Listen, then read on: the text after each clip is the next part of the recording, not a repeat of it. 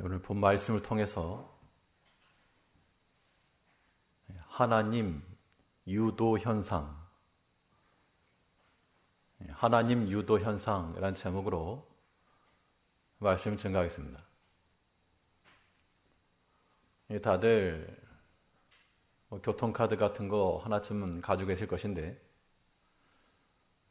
그게 어떻게 작동하는가? 그 원리를 보게 되면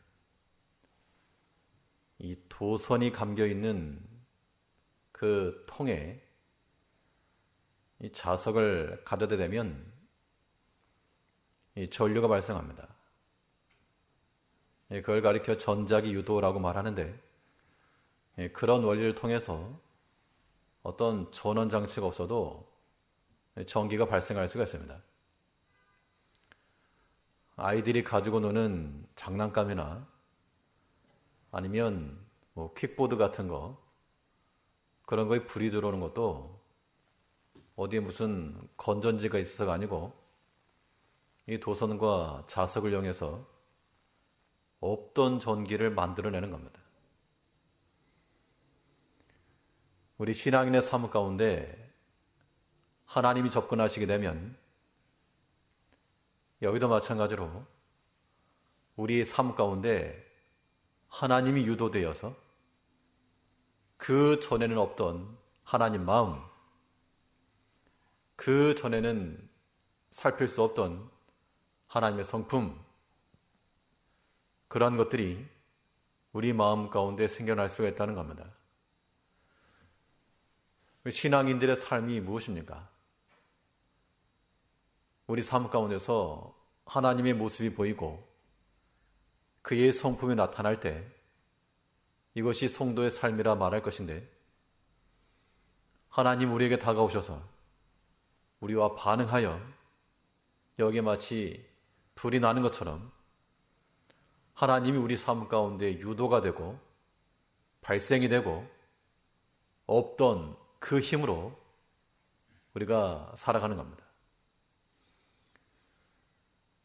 그러면 이런 하나님 유도라고 하는 것이 아무 때나 발생할 것은 아니고 그것이 발생할 만한 그런 조건이 필요할 것인데요. 우리의 심적 상태, 우리 마음 상태가 어떠하냐에 따라 하나님이 우리에게 접근하실 때 반응이 일어날 수 있고 그렇지 않을 수도 있는 겁니다. 하나님 유도 현상이 발생할 만한 우리의 심적 상태는 어떠한 것이 되겠는가? 오늘 본 말씀을 통해서 살펴보도록 하겠습니다. 첫 번째로 생각해 볼 수 있는 것은 주를 향한 전심이에요. 전심. 우리가 하나님을 향한 전심을 가지고 있을 때 이 마음 곁에 하나님이 접근하시게 되면 우리 삶에 하나님의 유도가 일어나는 겁니다. 그러면 전에 없던 하나님의 힘과 능력과 그 소망으로 살아갈 수가 있다 그 얘기입니다. 오늘 본문에 보면 이 미스바 사건인데요, 이 사사시대에서 이 사사시대를 종결하는 분수령과도 같은 사건입니다. 자기 옳은 대로, 소견에 옳은 대로 살았던 그 시대의 백성들이 이제 참된 회개를 통해 하나님을 찾고 하나님의 백성으로 돌아오는 그 과정인데, 마치 무신하였던 하나님을 잃어버리고 그에 대한 상징성이 언약궤를 잃어버린 것입니다. 하나님 없이 살아가던 그 백성들이 이제 다시금 하나님이 접근하셔서 그들 삶 가운데 하나님이 발생한 그런 사건이 발생한 건데요. 우리가 하나님께로 다시금 회복이 일어나기 위해서는 무엇보다도 오늘 본문에서 말하는 바는 너희가 하나님을 향하여 전심하는 마음을 가져라. 이 전심이라고 하는 어떻게 생겼습니까? 전부니까 부분에 있던 바르지 못한 것들을 제어해야 한다는 겁니다. 그래서 사무엘이 이스라엘 온 백성들에게 말하기를 너희 마음속에 있는 모든 부정한 것, 우상을 다 제하고 하나님만 섬겨라. 전심하여 그를 섬기라. 라고 지금 명하고 있는 겁니다. 오늘 본문 2절 말씀을 보시면 이 언약궤에 관한 말씀이었죠. 궤가 기럇 여아름에 들어간 날부터 20년 동안을 오래 있으니라. 이스라엘 온 족속이 여호와를 사모하니라. 이 사모하다라고 하는 말이 그리워하고 사랑하고 라고 하는 말도 있지만 애타하고 슬퍼했다라는 그런 의미도 있습니다. 분명 이 백성들이 하나님의 언약궤, 자기들이 빼앗긴 그 언약궤를 기억하고 애통해하고 슬퍼하고 또 문자적으로만 봐도 하나님을 사모하는, 하나님과 무관한 자들이 아니었다는 얘기입니다. 그럼에도 불구하고 그들의 삶 가운데 있었던 내용들을 살피면 마치 하나님 반, 세상 반, 반반이 되었다는 겁니다. 그걸 버려라. 하나님도 섬기고 세상도 섬기는 그 반쪽짜리 말고 너희 마음 가운데 몰래 숨어 들어와 있는, 알게 모르게 영향을 미치고 있는 그러한 우상에 관한 것들 다 뽑아버려라. 하나님을 섬긴다 말하면서 어찌 우상이 너희 마음속에 똑같이 들어가 있느냐. 그것을 제어하지만이 하나님께 전심할 수 있다는 것을 말하고 있는 겁니다. 3절에서는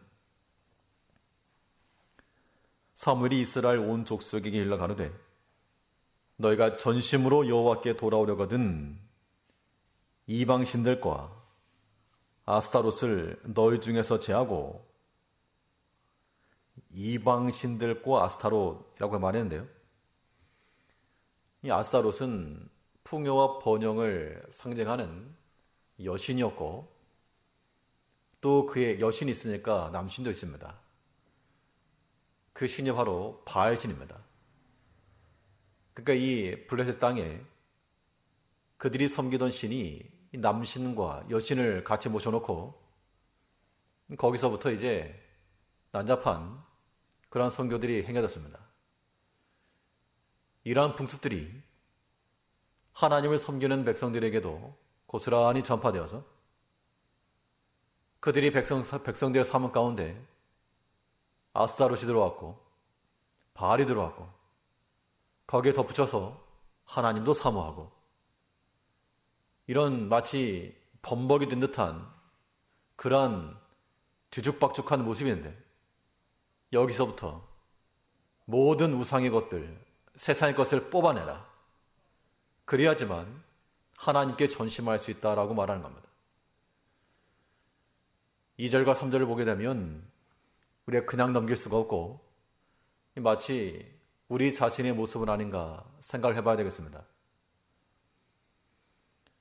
우리가 신앙 고백을 하고 입으로 찬송도 하고 기도도 하고 옳지 못한 일에 대해서는 분노도 하고 또 우리가 힘을 다하여서 봉사일도 하고 분명 하나님을 사모하고 이 코로나 때 어찌할꼬 하며 마음에 애타는 마음이 없지 않아 있지만 또 한편으로는 세상이 익숙하여지고 여전히 세상으로 즐겁고 하나님을 뒤로 하고 우리가 추구하는 그런 우상들과 하나님보다 더 귀히 여기는 것들이 있다면 이것은 마치 오늘 본문에 나오는 이 백성들의 모습과 동일한 겁니다.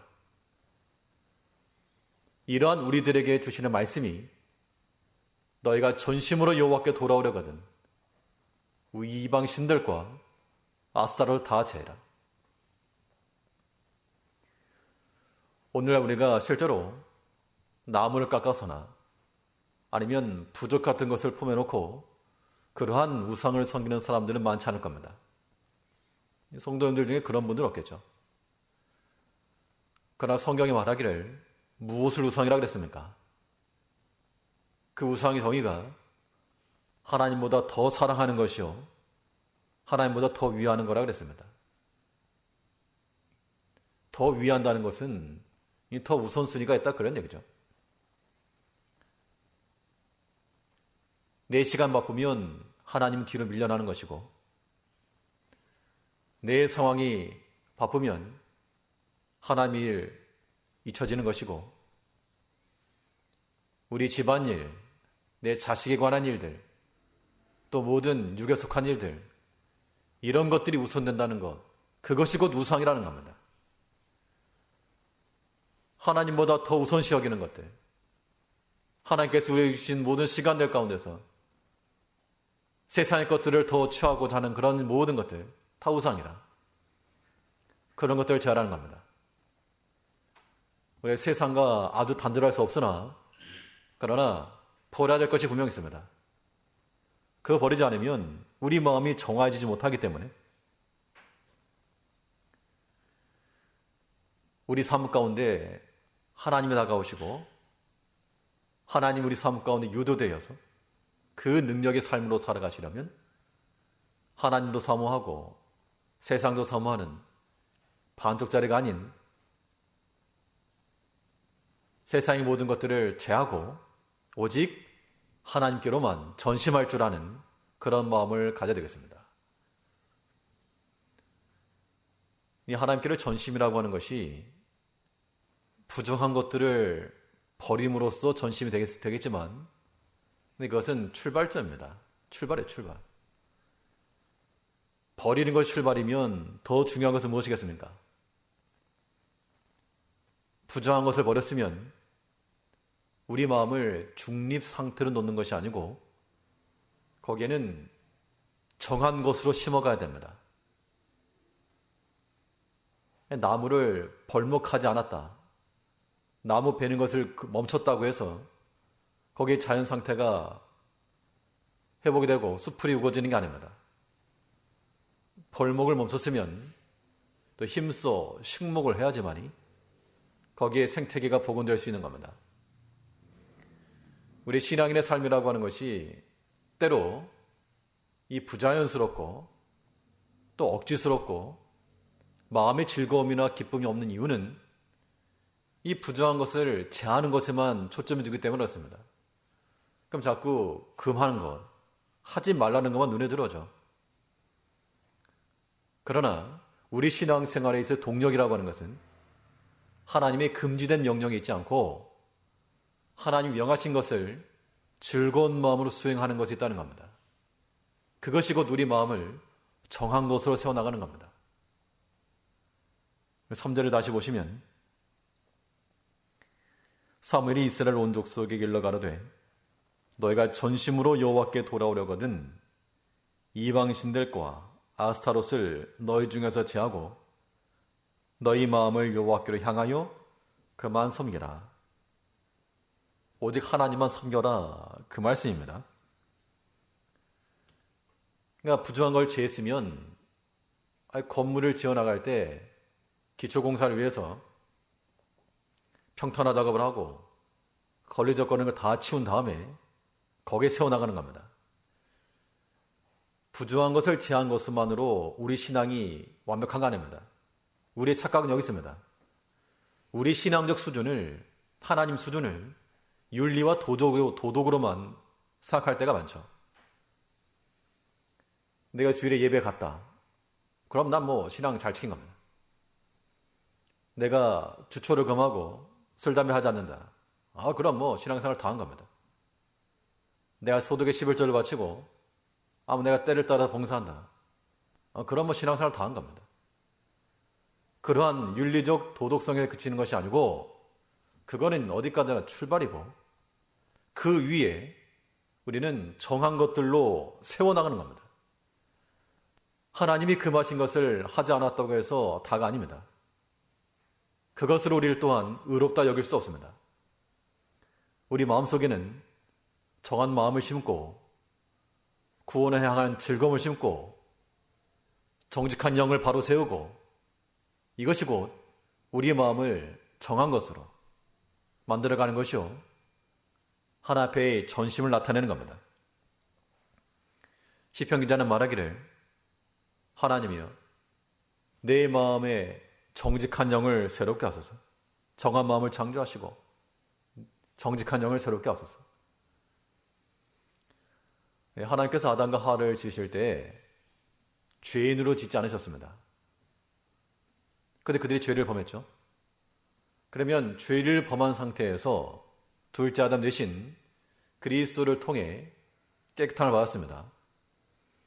하나님 앞에 의롭다함을 얻은 것은 아담으로 인한 그 죄가 깨끗하게 지워졌기 때문에 의롭다함을 얻은 것이 아니고, 이 도덕적, 영적으로 중립이 되었기 때문에가 아니고, 우리 마음속에 죄를 씻음과 동시에 그리스도의 의를 심겨놓았기 때문에 그것이 하나님 앞에 의가 되었다, 그 이야기입니다. 이제 우리가 하나님을 전심으로 섬기시려면 하나님께서 우리에게 금하신 바 부정한 것들을 버리고, 또 거기에다가는 적극적으로 식목해야 됩니다. 식목하는 것 같이 정한 것을 심고 우리 마음을 정하게 하고 정직한 영을 세우고 근신하며 부지런함의 마음을 가지고 우리 마음을 깨끗하게 만들어가기를 힘써야 됩니다. 마치 오늘 본문은 창세기에 보면 야곱이 베델로 올라가는 장면과도 이 평행선을 가지고 있습니다. 중첩이 됩니다.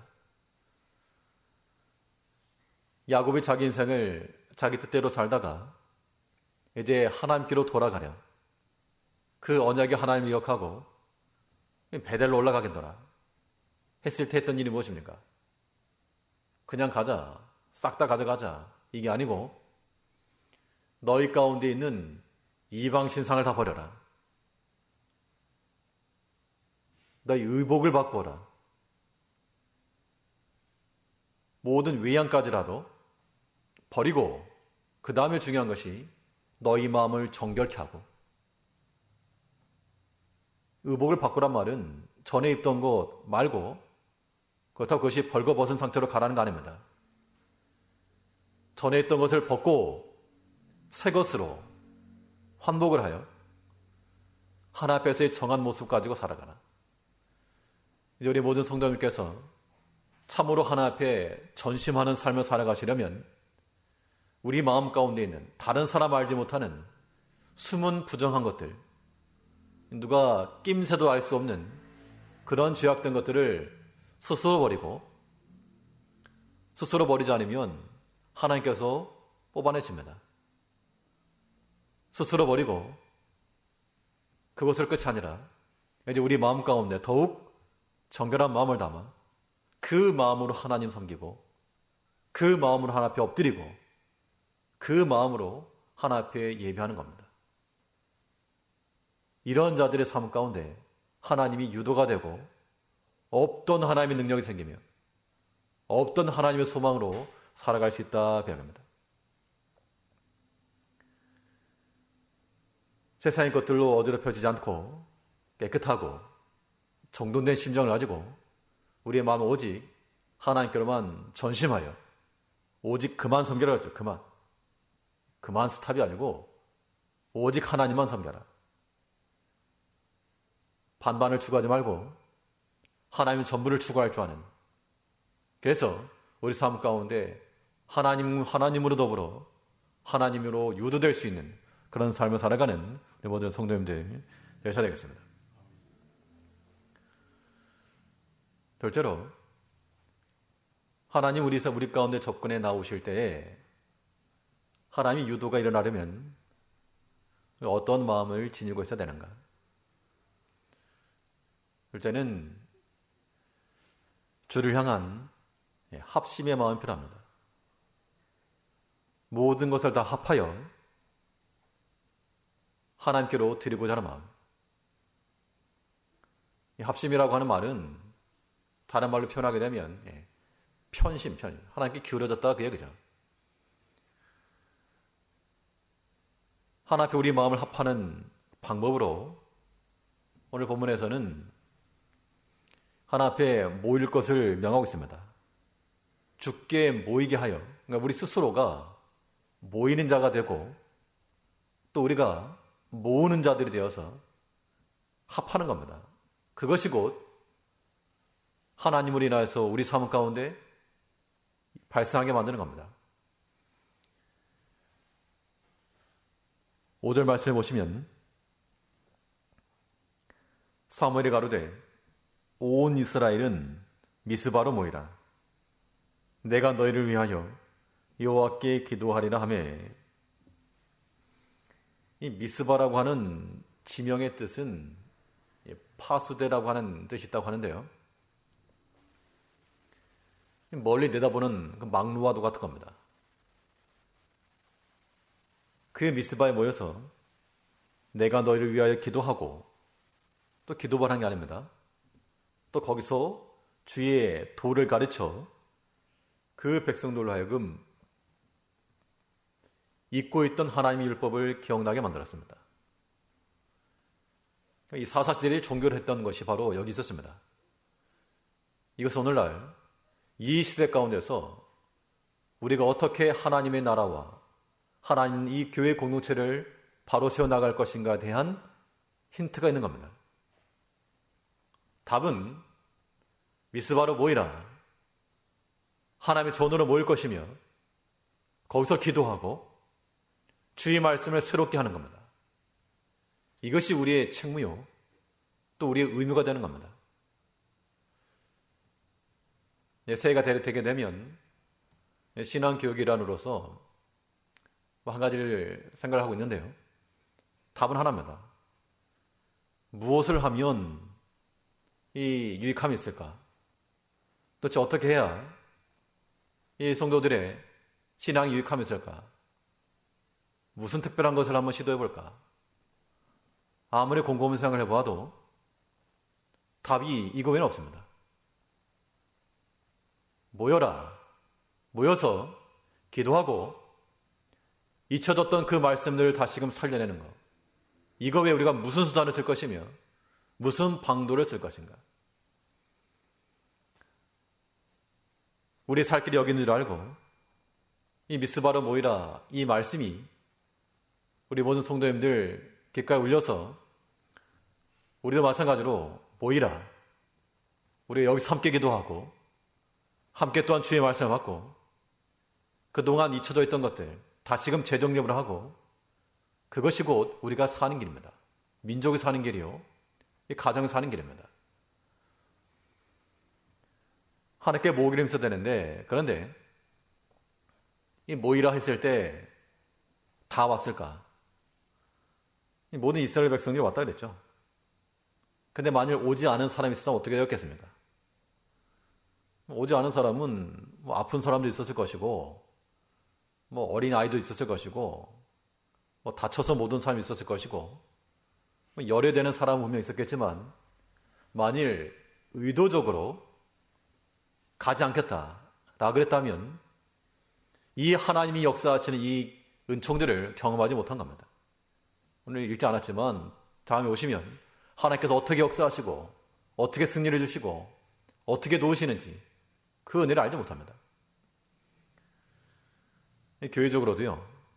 다시 모입시다 그러면 우리가 선한 마음을 가지고 복잡하게 생각할 거 없고 겸손한 마음을 가지고 모여서 함께 기도하고 함께 말씀 나누고 봉사하면 되는 겁니다.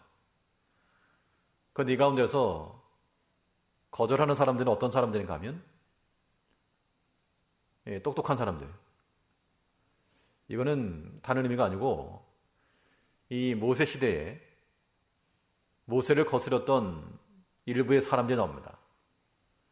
근데 그 사람들이 모세와 먼 관계가 아니고 가까운 친족입니다. 같은 레위 자손으로 이 성막의 일을 함께 보던 사람들인데 그 가운데 고라가 있었고 또 장자 르우벤의 아들들이 포함되어 있었고 이때 모세가 온 이스라엘 백성들 뿐만 아니라 레위 족속들을 다 불러 모았습니다. 근데 이 고라와 그 일당들은 가지 않았습니다. 이때 모세가 사람들을 보내가지고 너희도 올라오라 했을 때 그들의 답변은 우리는 가지 않겠다. 우리가 너네만 못한 게 뭐냐? 그 이야기죠, 사실은. 우리가 모세 당신보다 못할 게 뭐냐? 우리 충분히 한다. 그런 마음을 가지고 나갔던 그들은 땅 입을 열어서 그들을 삼키고 말았습니다. 거기에는 하나님 은혜도 없고 복도 없는 겁니다. 우리가 하나 앞에서 모이기를 힘쓰라 했으니까 하나님의 말씀에 순종하는 마음을 가지고 모이고, 코로나 때문에 교회에 못 모인다 해도 우리 마음을 얼마든지 모일 수가 있는 겁니다. 지금도 다 모여 있는 거 아니겠습니까? 모일 수 있습니다. 모여서 함께 기도하고 함께 말씀에 새로워지는 그 마음에 하나님이 역사하신다 그 얘기입니다.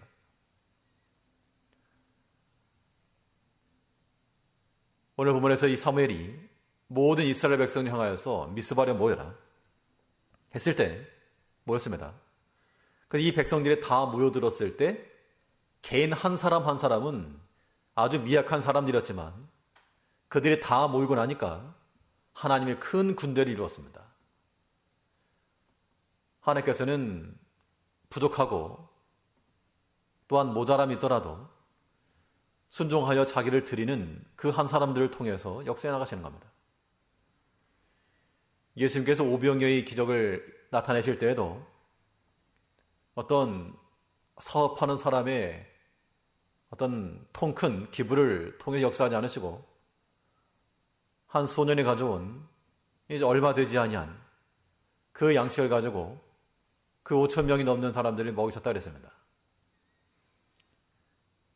우리가 하나님께로 모으게 되면 작은 것일지라도 그 모은 것들이 하나님의 역사를 일어나게 하고 또 우리 자신들이 하나님께로 나아갈 때 하나님께로 집합이 걸리면 그 모이는 자리에 나아갈 때 거기에서 또한 하나님의 역사함이 나타나는 겁니다.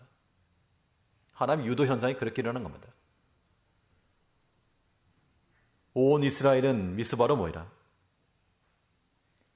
그 모여든 한 사람 한 사람을 통해서 블레시스 압제 가운데 있던 그 시대를 끝내고 하나님의 능력의 역사가 나타났던 것을 기억을 하시고 우리가 하나님께로 모이기를 힘쓰며 또 하나님께서 우리에게 주신 모든 영향력 안에서 하나님께로 모으기를 또한 힘쓰셔야 되겠습니다. 그러면 하나님께로 모으는데 얼마만큼 모을 것인가? 10개를 모을 것인가? 아니면 20개를 모을 것인가? 얼마만큼 모을 것인가? 모으는 것은 개수가 중요하지 않고 쏟아지기까지 모으셔야 합니다. 쏟아지기까지. 하나님께로 쏟아지기까지 모을 때 그러한 합심을 통하여 하나님께 역사해 나가시는 겁니다. 오늘 미스바에 모인 이 사건에서 이 백성들이 보여준 하나의 퍼포먼스라고 하면 그들이 어떤 행위를 하나 했는데 물을 부었다라는 그런 표현이 나옵니다. 우리 6절을 보시게 되면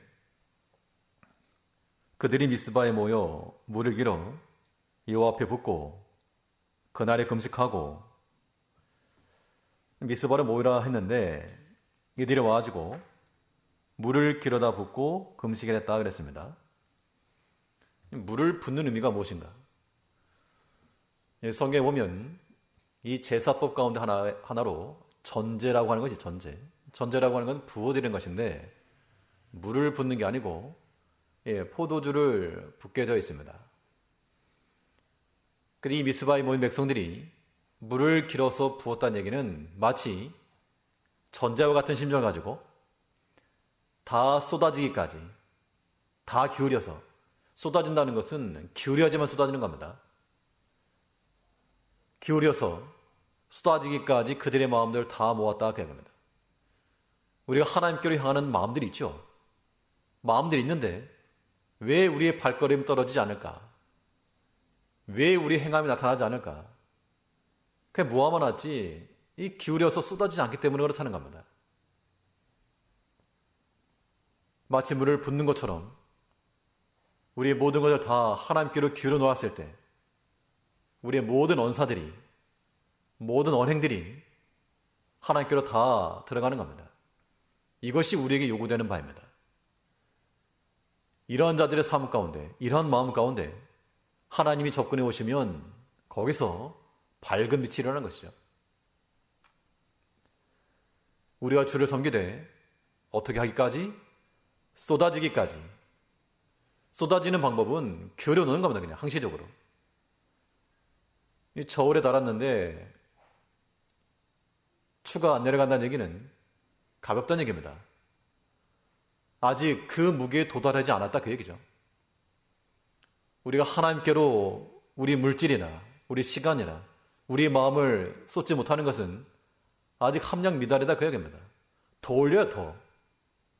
시간도 더 올려야 되고 물질도 좀 더 올려야 될 것이고 우리 마음도 더 올려야 될 것이고 그 무게에 있는 것을 통해서 하나님께로 기울어지는 겁니다. 그것이 하나님께 영광이라고 하는 의미와 같은 맥락입니다. 이 영광이라고 하는 말 자체가 무게가 나간다 그 얘기죠. 우리가 하나님의 영광을 위해 산다 말하지만 우리가 뭐 텅텅 비어있는 가벼운 상태에 있게 되면 자기를 위해 사는 것이 하나님의 영광을 위해 사는 게 아닙니다.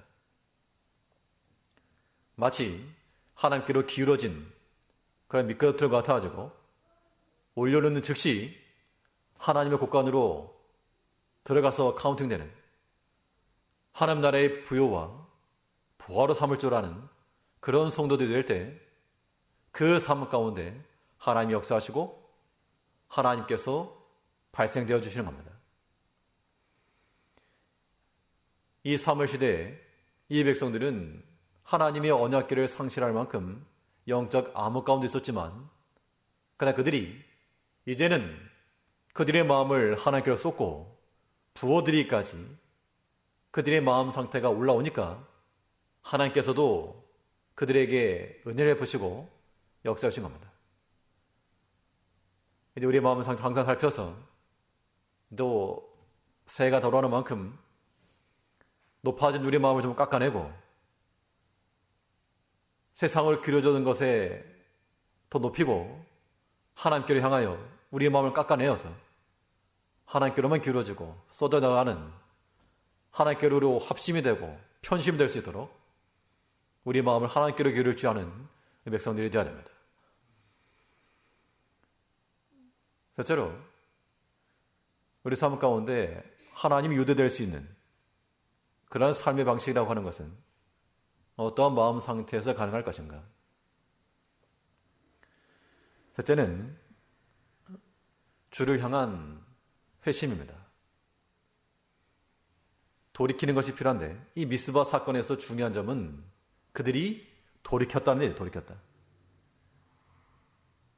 돌이키는 원동력은 죄를 깨닫고 돌이킵니다. 죄를 깨닫고 우리의 잘못된 것을 알고 돌이키는 것, 이것이 우리 성도들이 행해야 될 회심의 모습입니다. 본문 6절을 다시 보시면 그들이 미스바에 모여 물을 길어 여호와 앞에 붓고 그날에 금식하고 거기서 가로되 우리가 여호와께 범죄하였나이다 하니라. 사람이 어떠한 잘못이 있으면 잘못했다 말하는 것이 쉽지 않을 수 있습니다.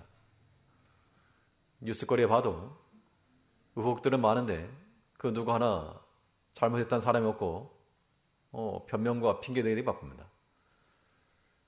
범죄했다는 것을 시인한다는 것은 그만큼 낮아졌다 그 얘기죠. 그러니까 사람들에게 무슨 범죄했다 그런 말할 건 없습니다.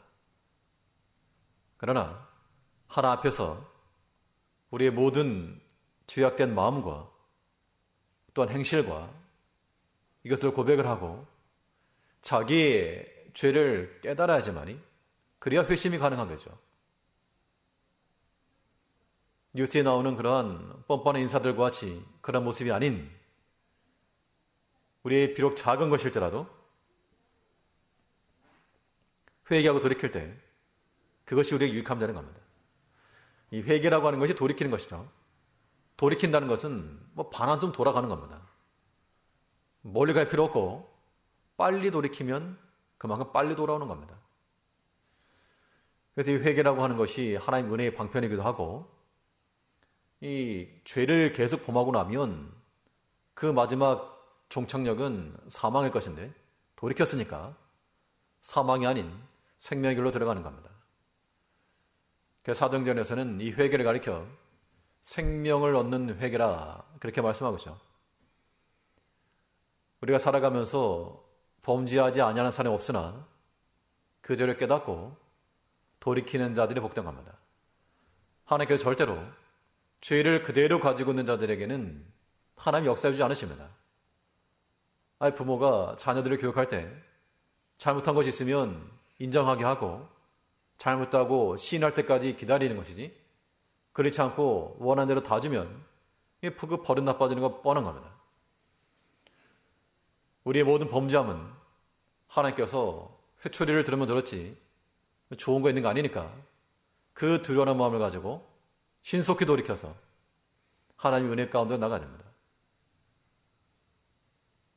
근데 만약 우리가 깨닫지 못하면 어떻게 될까?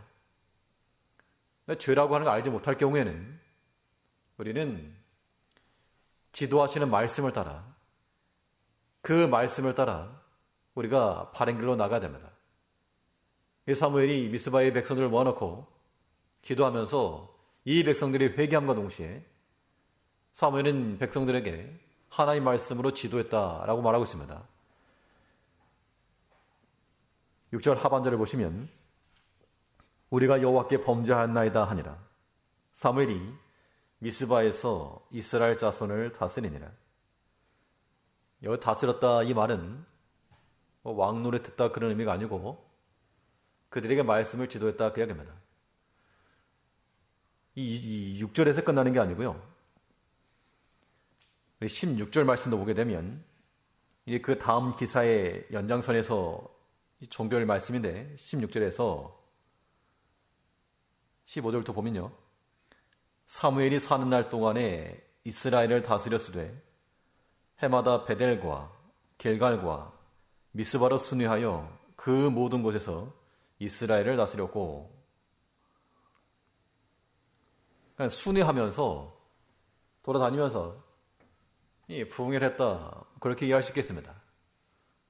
가는 곳곳마다 하나님의 말씀을 가르치고 그 말씀으로 지도하고 단회성으로 끝나지 않고 연속성 있게 해마다 16절에 있는 것처럼 해마다 베델과 길갈과 미스바로 순회하여 그 모든 곳에서 이스라엘 다스렸고, 해마다 무슨 새로운 말씀을 쥐어짜낸 것이 아니고 하나님께서 이미 기록하여 주셨던 그 말씀 다시금 기억나게 하시고 다시금 깨닫게 하고 다시금 그 말씀을 설파하여 그들로 하여금 바른 길을 걸어가게 했다 그 이야기입니다.